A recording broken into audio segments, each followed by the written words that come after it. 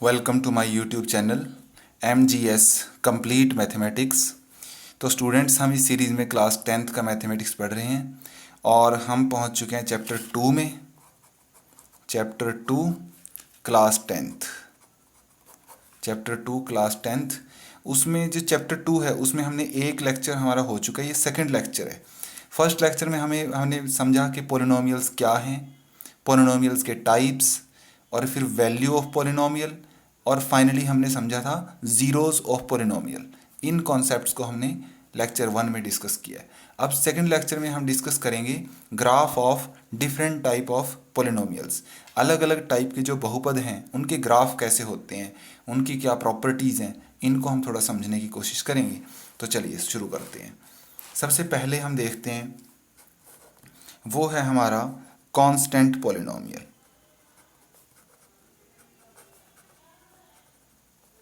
Constant polynomial, इसको हम बोलते हैं अचर बहुपद। तो हमने डिस्कस किया था स्टूडेंट्स, ये किस टाइप का होता है। ये ऐसा होता है जैसे मान लीजिए f x is equal to, यहाँ कोई कांस्टेंट होता है। जैसे मान लो मैं ले लेता हूँ 3, f x is equal to 3। 7 हो सकता है, 13 हो सकता है, 33 हो सकता है, कुछ भी हो सकता है, बस कांस्टेंट होगा। ठीक है, तो ये हमारा है अचर बहुपद। इसका ग्राफ कैसे बनाएंगे और कैसा होता है, तो समझिए इसका ग्राफ कैसे बनाना है। ये हमने वैल्यूज़ ली, यहाँ मैं लिखता हूँ x और यहाँ लिखूँगा एफ एक्स का वैल्यू। अब देखिए, जब मैं यहाँ 1 डालूंगा, वैल्यू मैंने डाली 1, तो यहाँ भी 1 करना है, पर कहाँ करना है, जहाँ x हो। इसमें तो x है ही नहीं, तो इसका मतलब यहाँ 1 डालो, ये तो भी 3 रहेगा। यहाँ 2 डालें, ये तो भी 3 रहेगा। यहाँ 3 डालो, ये तो भी 3 है। यहाँ 4 डालो, ये तो भी 3 है। नेगेटिव में कोई डालो, मान लो -1 डाला, ये तो भी 3 है। तो ये इसमें आपने ध्यान रखना है स्टूडेंट्स। ठीक है, तो अब इसका हम देखते हैं ग्राफ कैसा बनेगा। ये मैंने वैसे तो ग्राफ पेपर पे करना है काम, मैं यहाँ रफ में समझा रहा हूँ आपको कि ये हमारा हो गया ओरिजिन, ये x एक्सिस है, और ये हमारी क्या है स्टूडेंट, y एक्सिस। ठीक है, तो यहाँ मैं इसके ऊपर इक्वली स्पेस्ड पॉइंट्स ले लेता हूँ, 1 2 3 4 5 6, और इधर मान लीजिए -1 -2। यहाँ भी वैल्यूज़ प्लॉट कर लेते हैं, y की वैल्यूज़ जो ये हैं 1 2 3 4 5 एंड सो ऑन। तो चलिए देखते हैं, x का वैल्यू क्या है 1, तो ये रहा 1। तो उस टाइम पे एफ एक्स का वैल्यू है 3, ये रहा 3। तो 1 से ऊपर जाएं, 3 से यहाँ से आएंगे तो यहाँ मिलेगा। ये ग्राफ पेपर में यहाँ लाइन है, यहाँ लाइन है, दोनों यहाँ मिलेंगी। तो ये हो गया हमारा पॉइंट 1,3। ठीक है स्टूडेंट्स, अब चलते हैं 2,3। तो ये रहा 2 और इसमें 3 तो वही है, तो जब यहाँ से ऊपर जाएंगे, यहाँ से इधर आएंगे तो यहाँ मिलेगा 3,3, ये वाला पॉइंट। यहाँ से x का वैल्यू 3 और एफ एक्स का 3, तो यहाँ मिलेगा 4,3, यहाँ मिलेगा। और -1,3, ये रहा x का वैल्यू -1, वो यहाँ कहीं मिलेगा। तो स्टूडेंट्स, ये हमने सारे पॉइंट्स प्लॉट किए हैं इसके। तो जब हम इनको ज्वाइन करते हैं, आप स्केल रख के इनको ज्वाइन करेंगे तो आपको मिलेगा एक स्ट्रेट लाइन। तो ये है हमारा कांस्टेंट पॉलिनोमियल का ग्राफ। ठीक है, तो इसका क्या फीचर है कि ये हमारा x एक्सिस के पैरेलल है, parallel to x axis. Parallel को हिंदी में बोलते हैं समांतर। तो ये x अक्ष के समांतर है।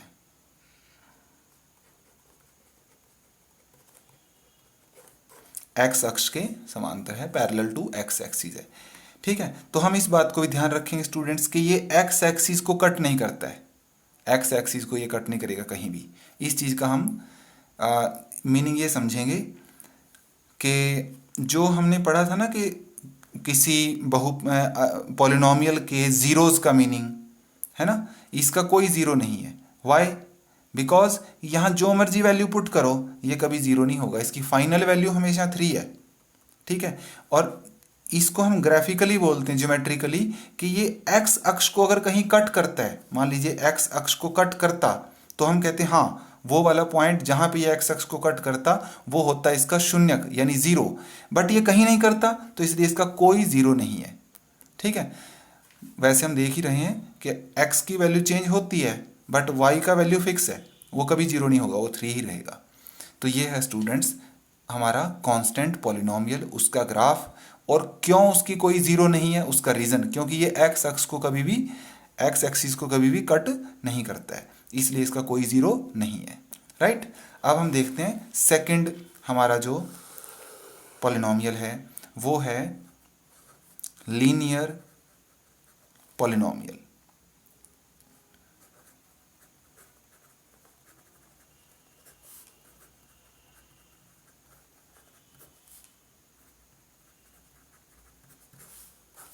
रैखिक बहुपद। तो स्टूडेंट्स इसमें क्या होता है, उसका डिग्री होता है 1। तो जैसे एज्यूम करें कि मैंने लिया 3x प्लस 1 ले लिया मैंने, 3x प्लस 1, ठीक है, ये इस टाइप का होता है। ये चेंज हो जाएंगे कांस्टेंट, बट x का पावर 1 रहेगा, वो चेंज नहीं होगा जब तक ये लीनियर है। तो इसका ग्राफ हम कैसे बनाएंगे? ग्राफ बनाना इस चैप्टर का पार्ट नहीं है, जस्ट मैं वैसे प्रैक्टिस के लिए बता रहा हूँ। इसमें तो हमें खाली उसके ग्राफ को समझना है, उसके जीरोस कहाँ हैं, उसका नेचर कैसा है, कैसा ग्राफ होता है, ये पॉइंट्स हमें ध्यान रखने हैं। तो यहाँ मैंने लिया x, यहाँ लिया fx, यहाँ मैं जीरो वैल्यू डालता हूँ तो ये बनेगा 1। जैसे यहाँ जीरो करेंगे ये जीरो हो जाएगा, बचेगा 1। जब 1 डालता हूँ तो 3 1 3 प्लस 1 4, 2 डालता हूँ तो ये हो जाएगा 7, और मान लीजिए -1 डालता हूँ तो ये हो जाएगा -2, 3 डालता हूँ तो हो जाएगा 9। यहाँ x का वैल्यू 3 रखने से ये 10 हो जाएगा, ठीक है। तो अब इसका हम ग्राफ बना लेते हैं। तो ग्राफ बनाया, ये मैं x की वैल्यूज़ मार्क कर लेता हूँ, कुछ पॉजिटिव कुछ नेगेटिव, ये y का वैल्यूज़ हैं। तो देखिए x का वैल्यू है -1, y का वैल्यू है -2। तो x का वैल्यू -1 यहाँ है, y का -2 यहाँ है, दोनों मिलेंगे जाके यहाँ। तो ये बना मेरा पॉइंट, ठीक है जी।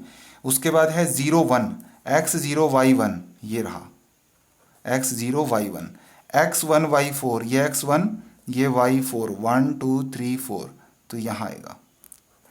इसी तरह बाकी पॉइंट्स भी प्लॉट करेंगे। जब इनको हम प्लॉट करेंगे तो ये कुछ इस टाइप से इसका ग्राफ आएगा, ऐसे। तो ये क्या है students? This is a straight line, सरल रेखा है। इसका ग्राफ कैसा है? स्ट्रेट लाइन है, ठीक है। तो स्ट्रेट लाइन है तो इसकी क्या फीचर है? ये हमेशा एक्स एक्सिस को एक सिंगल पॉइंट पे कट करती है, सिंगल पॉइंट पे कट करती है। तो मीनिंग क्या हुआ इसका? इसका मीनिंग है कि x का एक ही वैल्यू ऐसा है जिस पे ये पूरा जीरो बनेगा, और वो वैल्यू क्या है? -1/3 है। हम पुट करके देख सकते हैं चेक करने के लिए। ये पॉइंट -1/3 है स्टूडेंट्स। तो देखें, पुट करके देख लेते हैं। यहाँ मैंने पुट किया -1/3, इसी में 3x प्लस 1 में x की जगह में क्या डाल दिया? -1/3। 3 से 3 हटा तो बचा -1 प्लस 1, ये आ गया 0। तो देखें, मतलब ऐसा एक ही पॉइंट है जिस पॉइंट पर इस पॉलिनोमियल का वैल्यू 0 हो जाएगा। तो ये ग्राफ हमें बता रहा है, क्योंकि ये ग्राफ हमारी एक्स एक्सिस को एक सिंगल पॉइंट पे कट करता है, तो इसका मतलब इसका एक सिंगल जीरो है, राइट। और उस जीरो की वैल्यू क्या है? वैल्यू है ये पॉइंट। इस केस में ये है -1/3, ठीक है। जो भी होगा वो उसकी वैल्यू हो जाएगा। तो ये था हमारा लीनियर पॉलिनोमियल। तो स्टूडेंट्स अब हम देखते हैं क्वाड्रेटिक पॉलिनोमियल। क्वाड्रेटिक पॉलिनोमियल, ठीक है, इसको हम बोलते हैं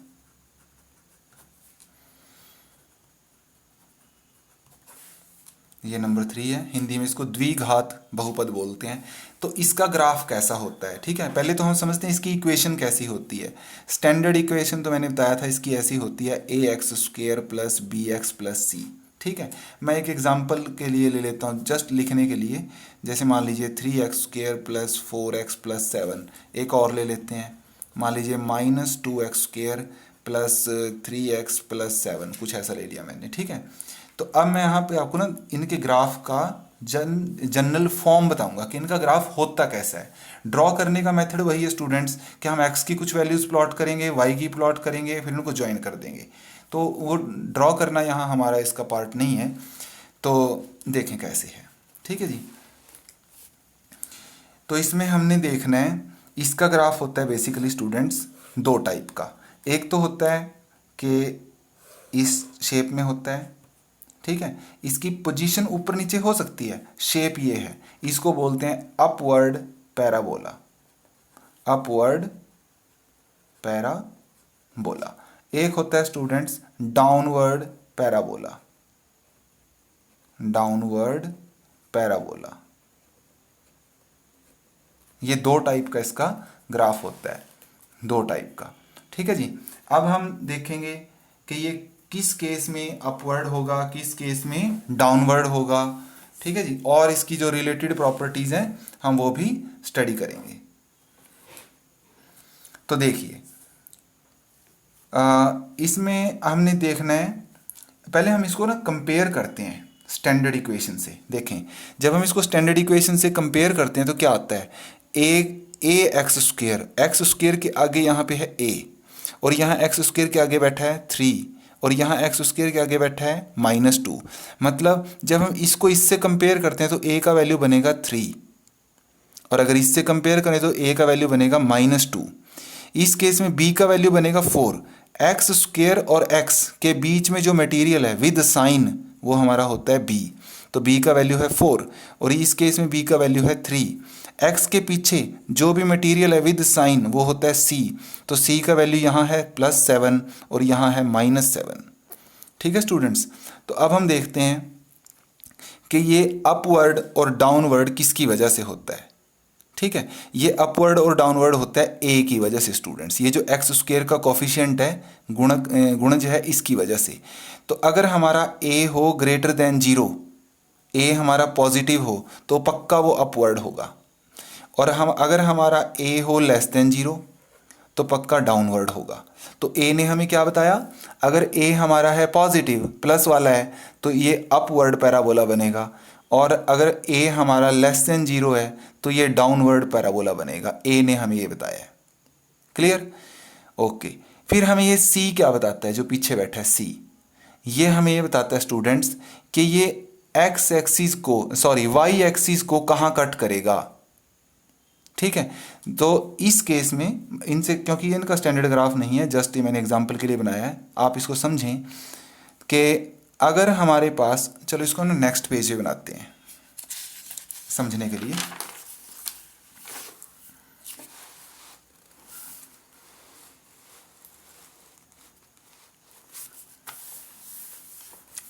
तो यहां देखें, मैं कुछ ना अपवर्ड पैराबोला बनाऊंगा 1-2। जैसे मान लीजिए मैंने बनाया ऐसे, ठीक है, एक मैंने बनाया ऐसे, एक मैंने बनाया ऐसे। ठीक है, अब आप इसको ये ऑब्जर्व करें स्टूडेंट्स कि ये वाई एक्सिस को कहाँ कट करता है, ये होता है हमारा वाई अक्ष, ये वाला। ठीक है, इसको कहाँ कट करता है, यहाँ कट करता है। ये जो हमारा ओरिजिन है, ये जो पॉइंट है जहाँ एक्स अक्ष और वाई अक्ष एक दूसरे को काटते हैं, इसको बोलते हैं ओरिजिन, हिंदी में बोलते हैं मूल बिंदु। ठीक है, तो ओरिजिन से ऊपर है, ये वाई अक्ष को कहाँ काटता है, यहाँ पे इस केस में ओरिजिन से ऊपर कट करता है।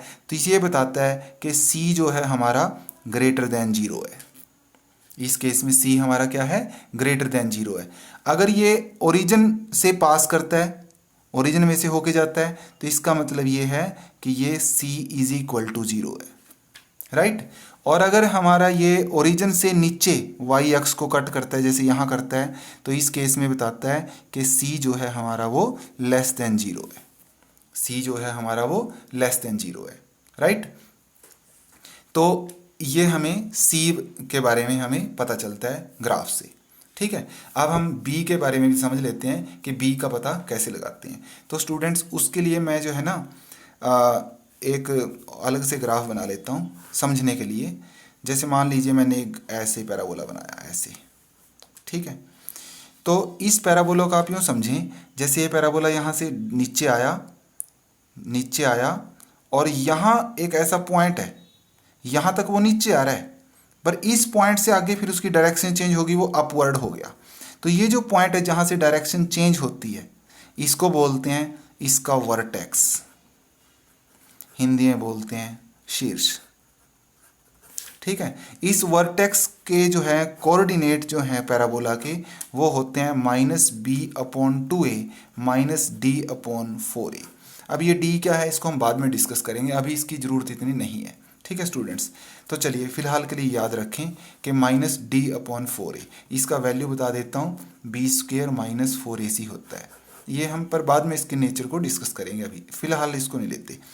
तो हमने ये इसके कोऑर्डिनेट्स हैं -b/2a और -d/4a, राइट। तो ये चीज़ हम ध्यान रखेंगे, ठीक है। अब हम इसका यूज़ क्या है वो मैं एक एग्जांपल से जो है ना मतलब इसको समझते हैं, ठीक है। इस क्वेश्चन में ही, इसी क्वेश्चन में मुझे कमेंट करना है, मान लीजिए कि ए का साइन क्या होगा, माने ए पॉजिटिव होगा कि नेगेटिव होगा, बी का साइन क्या होगा और सी का साइन क्या होगा, इस ग्राफ में मुझे बताना है। तो कैसे बताएंगे, समझें। देखिए ए के बारे में कैसे पता चलेगा, अगर ये अपवर्ड है तो इसका मतलब ए पॉजिटिव है, ठीक है। अगर ये डाउनवर्ड है तो ए नेगेटिव है, ये हमने डिस्कस किया, ओके। सी का कैसे पता चलेगा, अगर ये वाई अक्ष को, वाई एक्सिस को ओरिजिन से ऊपर पॉजिटिव साइड में कट करता है तो इसका मतलब सी पॉजिटिव है, और अगर ओरिजिन में कट करता है तो सी इक्वल टू 0 है, जैसे यहाँ बताया था, ओरिजिन से पास करे अगर तो सी इक्वल टू 0 है, और अगर ओरिजिन से नीचे कट करे तो ये सी लेस देन 0 है, राइट। तो ये हो गया। अब बचा बी। अब हम इस केस में बी का नेचर देखते हैं। तो स्टूडेंट्स इसके लिए आपको थोड़ा ये पता होना चाहिए कि जो हमारे ये क्वाड्रेंट सिस्टम क्या होता है, ठीक है।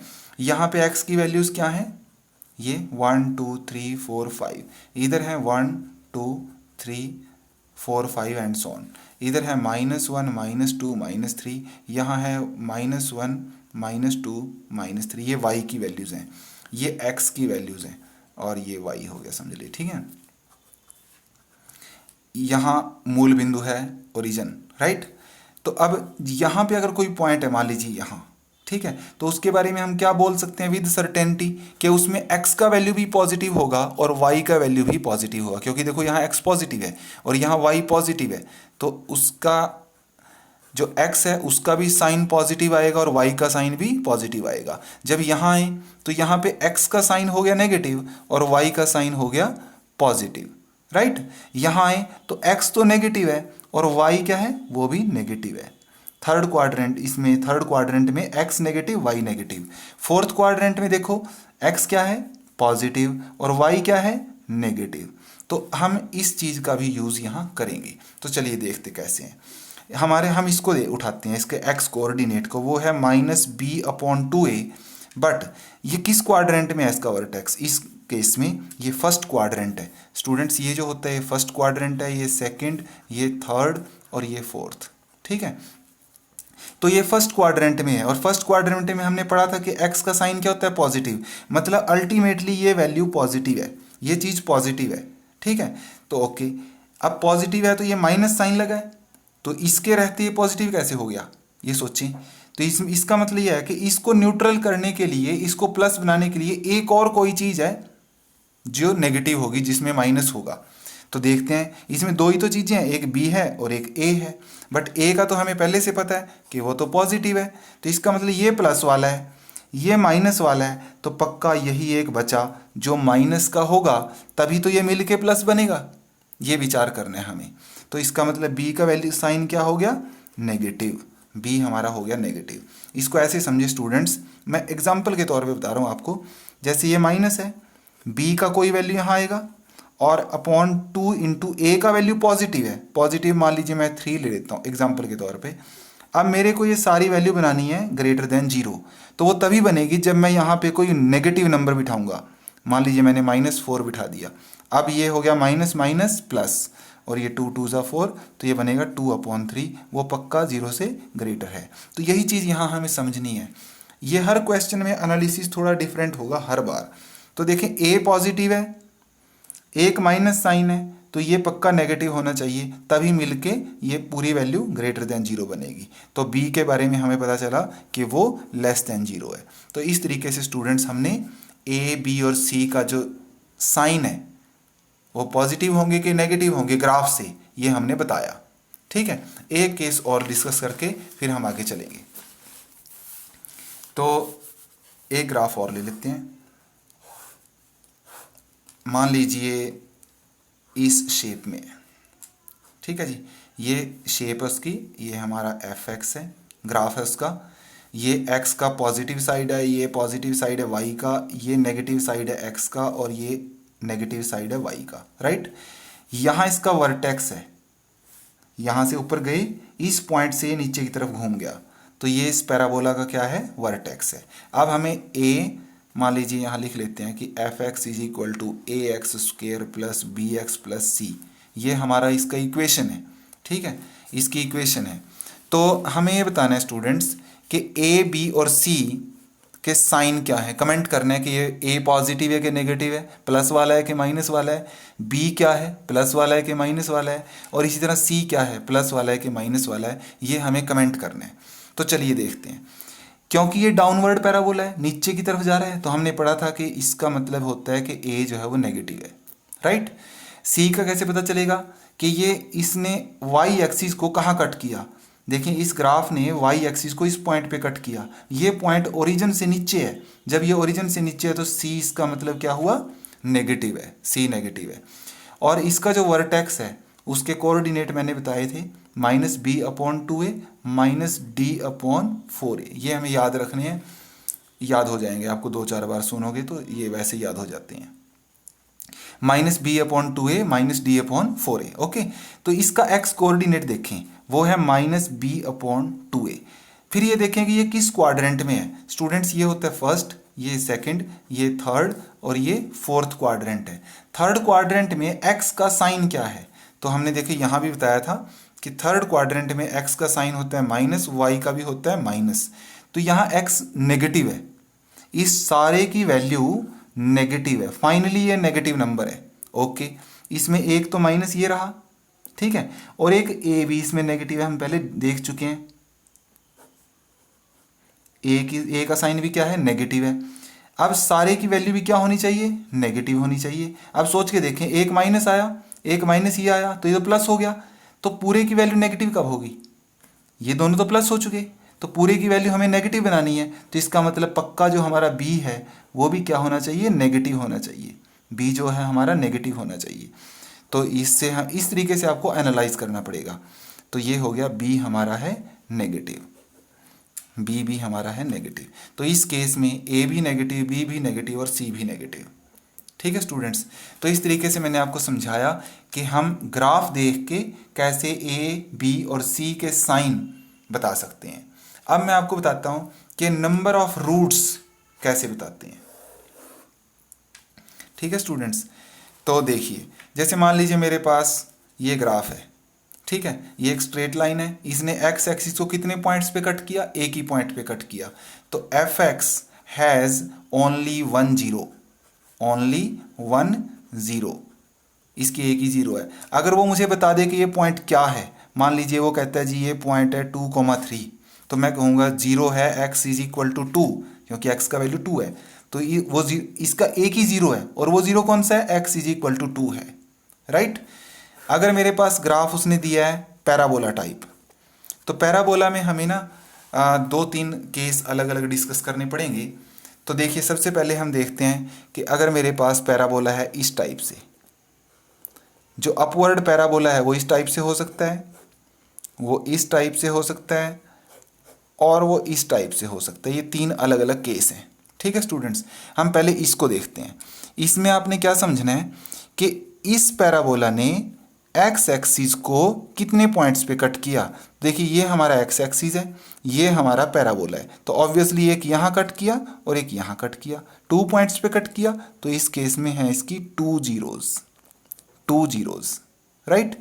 यहाँ देखें कितने पॉइंट्स पे कट किया, यहाँ कट नहीं किया है एक्चुअली, यहाँ टच किया है, ये यहाँ से आया और ये एक्स एक्सिस थी, यहाँ आया एक्स एक्सिस को टच करके वापस मुड़ गया, तो जब टच करे तो उसको एक पॉइंट काउंट करना है, तो यहाँ पे इसका है 1 0, it has single zero, right. यहाँ पे क्या है, ये यहाँ से आया और यहाँ से वापस घूम गया, राइट। इसने एक्स एक्सिस को ना टच किया ना कट किया, तो इट हैज़ नो जीरोज, इसका कोई शून्यक नहीं है, कोई जीरो नहीं है। तो आई थिंक आइडिया क्लियर है स्टूडेंट्स। तो अब हम देखते हैं कि अगर डाउनवर्ड हो तब क्या होगा।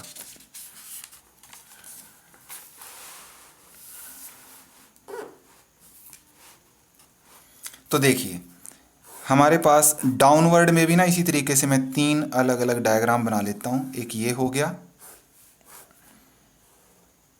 एक ये हो गया और एक ये हो गया। ठीक है स्टूडेंट्स, अब इसको देखें, ये डाउनवर्ड पैराबोला है, इसने एक्स अक्ष को कितने पॉइंट पे कट किया है? 2 पॉइंट्स पे कट किया है। तो इसका मतलब इट हैज़ 2 जीरोज, 2 जीरोज। इसने यहाँ कितने पॉइंट पे कट किया है? एक्चुअली कट नहीं किया, इसने टच किया है। ये नीचे से आया और जैसे ही एक्स अक्ष के पास आया वहाँ से टच करके वापस मुड़ गया।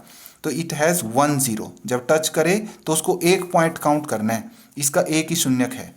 वो अलग बात है कि इसको रिपीटेड जीरो बोलते हैं, वो हम नेक्स्ट आगे सेशन आएगा उसमें डिस्कस करेंगे। इसको रिपीटेड जीरो बोलते हैं, पर फिलहाल उसमें नहीं जाएंगे। तो समझिए यहाँ पे, ये यहाँ से आया, इसने एक्स अक्ष तक ही पहुँचा ही नहीं, पहले ही वापस मुड़ गया, उसने कट ही नहीं किया उसको। तो इट हैज़ नो जीरोस, इसका कोई जीरो नहीं है।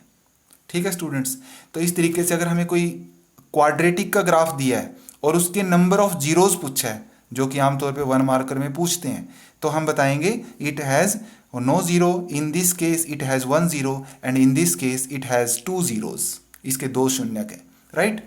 अब मैं आपको सिखाता हूँ कि अगर हमें इसकी बजाय कोई जनरल ग्राफ दे दिया, ठीक है, जैसे अज्यूम करें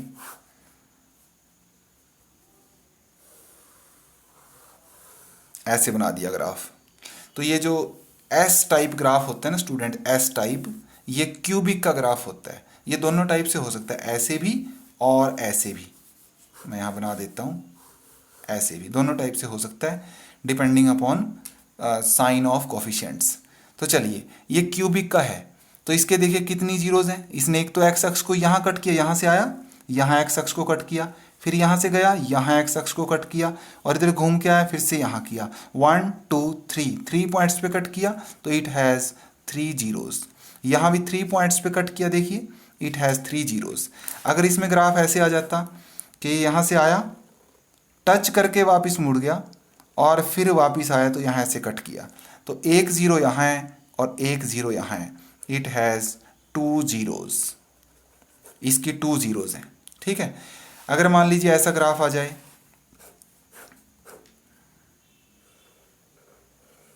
ऐसे हो गया, ठीक है, तो देखें, एक यहाँ कट किया, एक यहाँ कट किया, एक यहाँ कट किया और एक फाइनली यहाँ कट किया। 1 2 3 4, इट हैज़ 4 जीरोज, इसकी 4 जीरोज हैं। तो मैं फिर से एक बात ये बता के कि 4 जीरोज का मीनिंग क्या है, कि ऐसे 4 पॉइंट्स हैं, एक्स की 4 वैल्यूज़ हैं जिन पे इस फंक्शन की वैल्यू, इस पॉलिनोमियल की वैल्यू जीरो हो जाएगी, राइट। तो ये था स्टूडेंट्स ग्राफ्स के बारे में सब कुछ। ये सब इंट्रोडक्टरी लेक्चर है, इसमें मैंने इंट्रोडक्शन दिया है, कॉन्सेप्ट समझाया है। अब हम नेक्स्ट वीडियो में हम इसमें जो एक्सरसाइज है हमारी 2.1 उसको डिस्कस करेंगे। थैंक्स। तो आप सब्सक्राइब करें, शेयर करें और कंस्ट्रक्टिवली कमेंट करें। धन्यवाद।